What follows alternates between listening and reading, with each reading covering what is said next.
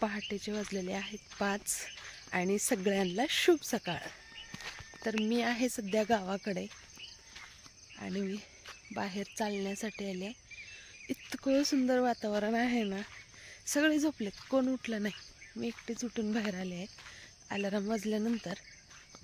आणि आता हळूहळू उजडायला सुरुवात झाली आणि मोर कोंबडे चिवून एवढा चिवचिवाट। हे बघा तरवट्याचं फुल, नवरात्रमध्ये ह्या फुलाची माळ घालतात आमच्याकडं। हे बघा खूप मस्त वातावरण आहे आणि ही उजेड लाईट दिसते ना, ह्या झाडाच्या मध्ये माझं घर आहे। इतकं भारी वाटतंय ना, बाप रे, मी कधी सुद्धा 5ला असं एकटी उठून फिरले नाही, पण आता इतकं छान वातावरण आहे ना, नुसतं फिरावं वाटते रोडनी, शांत, काम धाम काय नाही, फक्त फिरायचं।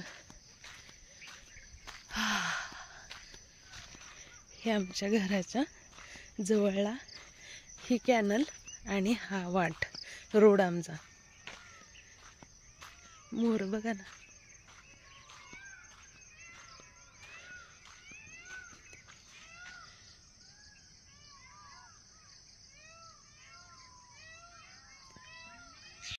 मोर म्याव म्याव। मला खरंच लय छान वाटतंय।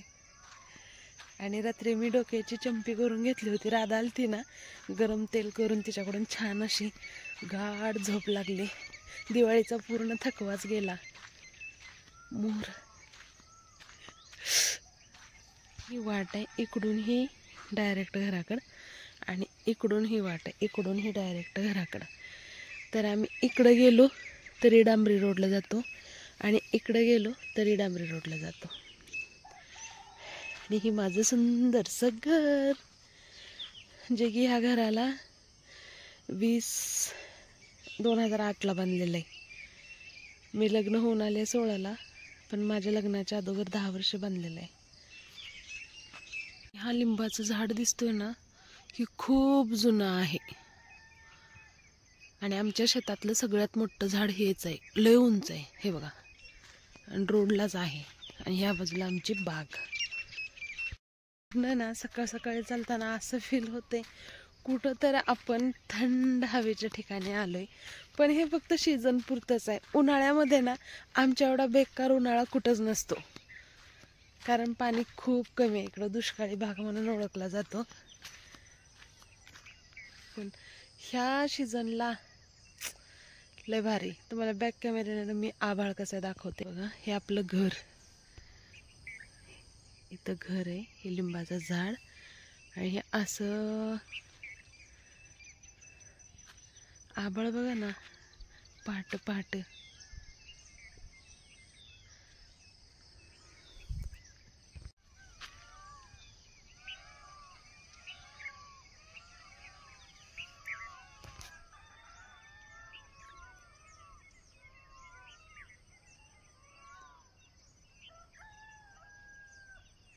आणि ना आमच्याकडे एक पद्धत आहे शेतामध्ये रानात राहायची।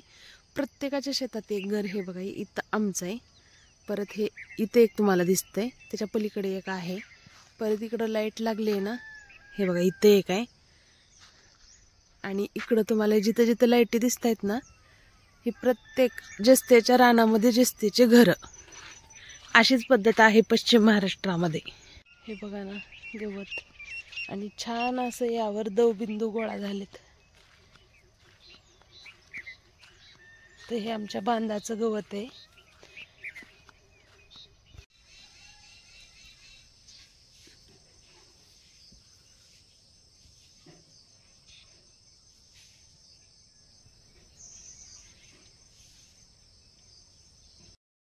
मी माझं स्वतःचं सगळं आवरलंय, आता करणार आहे देवपूजा। तर सगळ्यात अगोदर स्वतःचं आवरायच्या अगोदर मी कपडे धुवून घेतले। तर हे बघा कुठंच खुली जागा दिसणार नाही, कारण पाऊस असल्यामुळं कालचे आणि आजचे कपडे आहेत, कालचे कालच धुतलेले आहेत पण वाळले नाहीत, आणि आजचे पण। आणि ह्या बघा इथं सगळे शेंगा टाकलेत, तिकडं बाहेर सुद्धा टाकलेत शेंगा, आणि थोडेसे ह्या कडच्या आमच्या रूममध्ये सुद्धा आहेत शेंगा। हे बघा दिसतंय ना, हे बघा ही आमची कडची पसाऱ्याची रूम आहे।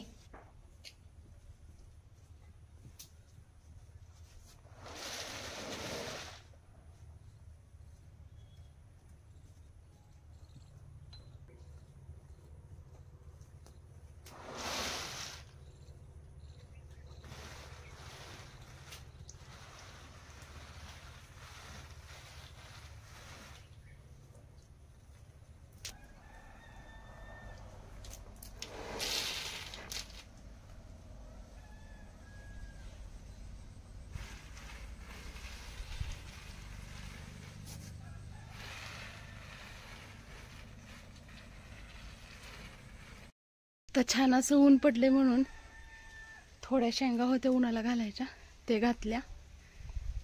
पलीकडे घातलेत, घराच्या पलीकडे नेटवरती. भरपूर असे कपडे धुतलेत. हे बघा, हे 4 आपल्या बागेला औषध घातले ना, खत, त्याच्या एकसारख्या 4 बॅगा होत्या. छान आहेत, म्हणजे आपलं वापरायला रेग्युलर चांगलं आहे. काही साहित्य आणायला किंवा भाजीपाला आणायला. आणि आतून त्याच्या कॅरी बॅग आहे, त्यामुळे ते मस्त आहे. काय बांधून ठेवायला सुद्धा चांगलं आहे. त्यामुळे मग मी त्याला पण धुवून टाकलं. हे बघा, इथं सुद्धा घातलेले आहेत नेटवरती. नाही, मी एकटीच आहे. वरगडे आहेत का मला, आहो तिकडे आहेत. ननंदबाई पण शेंगात आहेत आणि पोरं पण तिकडंच आहेत आत्या पप्पाकडं. मी एकटी करते घरातले कामं. देवपूजेसाठी मी इथं फुलं तोडून घेत आहे. तर भरपूर असे पावसामुळे ना फुलं लागलेले आहेत आणि 12 महिनेच आमच्या जास्वंदीच्या झाडाला भरपूर फुलं असतात. आणि देवपूजेसाठी परत तुळशीची पूजासुद्धा मला करायची आहे, म्हणजे पाणी ते घालून. कारण सकाळी दुसरे कामं करत बसल्यामुळं आज थोडंसं देवपूजेला मला उशीर झाला. तर आता घरातली देवपूजा झाली माझी. तुळशीला पाणी, अगरबत्ती, हळदी कुंकू आणि फुल व्हायचं आहे, जे की मी दररोजच करते. खरंच गावाकडलं वातावरण खूप खूप छान आहे. सगळ्यांनाच आम्हाला खूप करमायला लागलंय.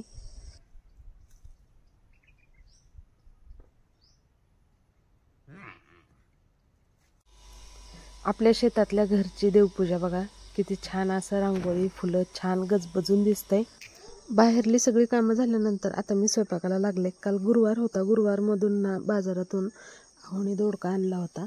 तर छान अशी दोडक्याची रस्सा भाजी बनवावं म्हटलं, कारण चुरून खायला खूप भारी लागते. 1 टोमॅटो चिरून घेतला आणि सोबतच मी शेंगदाणे, लसूण, खोबरं आणि 4-5 पिकलेल्या लाल मिरच्या होत्या, त्यासुद्धा मी कच्च्याच मिक्सरमध्ये शेंगदाण्यासोबत बारीक करून घेतल्या, म्हणजे वाया जातात म्हणून म्हणलं भाजीला टाकावं छान अशी भाजी.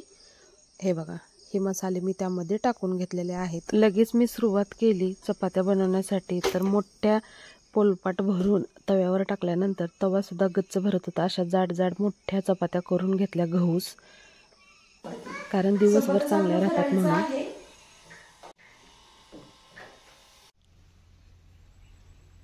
आईची परी कोण आहे?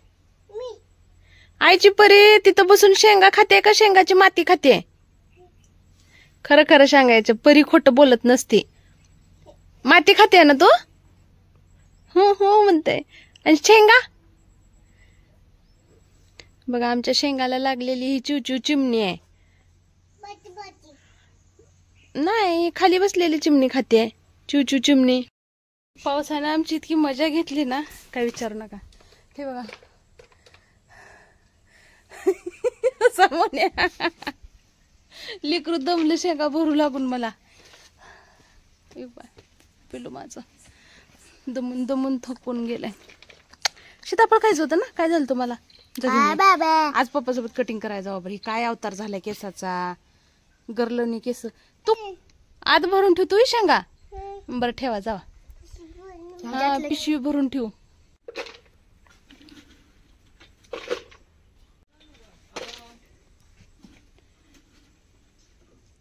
काय करते ग परे? शेंगा घरात नेऊन टाकते होय? पाऊस येतय.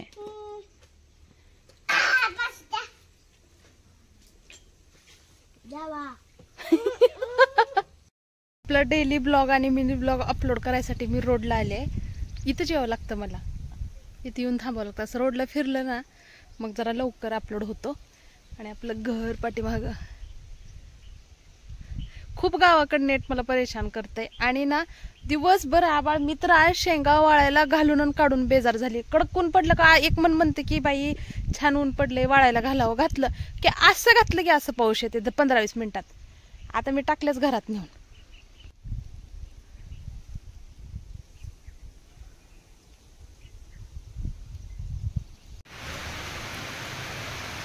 शेवटी पावसाने हजेरी लावलीच.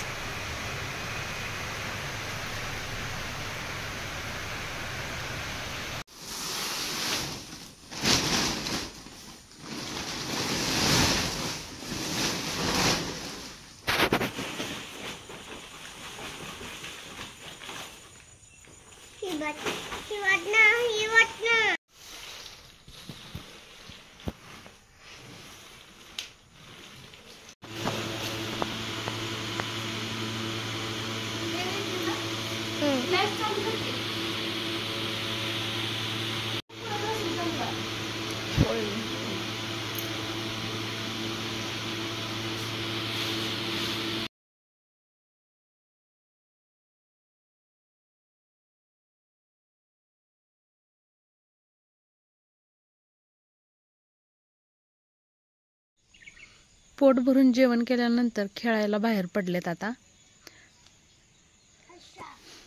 आत्याबाईची चाललोय धाराची तयारी. पडशील बर का समर्था. ए चल लाईटी लावून जा परत. ये पळ. ए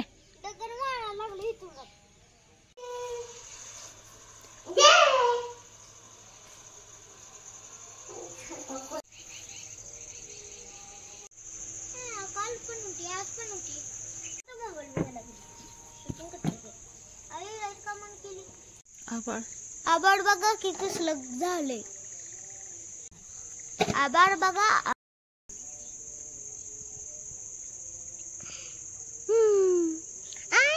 मोठा पाऊस यायला लागलाय.